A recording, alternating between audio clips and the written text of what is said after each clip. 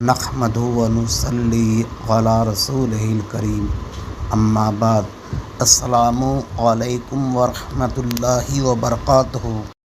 اگر آپ نے ابھی تک اس چینل کو سبسکرائب نہیں کیا ہے تو اسے سبسکرائب کر لیں۔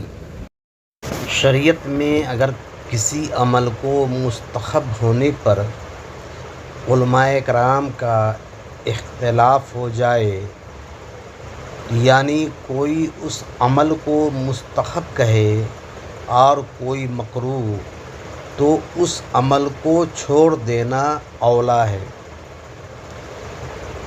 اگر میلاد النبی منانے میں علماء کرام کا اختلاف ہو، کسی کے نزدیک مستحب ہو اور کسی کے نزدیک مکروہ، تو اس عمل کو چھوڑ دینا اولیٰ ہے۔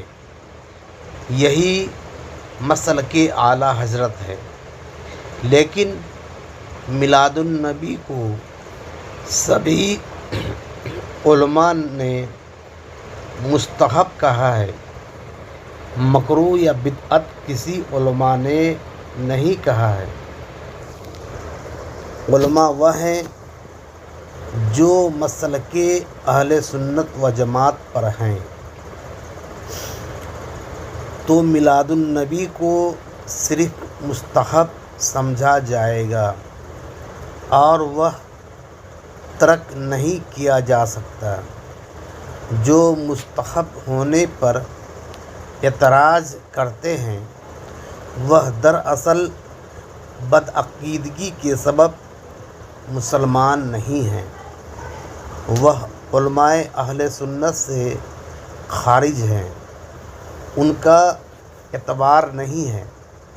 میلاد النبی مستحب سمجھ کر منانا افضل ہے۔ وآخر دعوانا الحمد للہ رب العالمین۔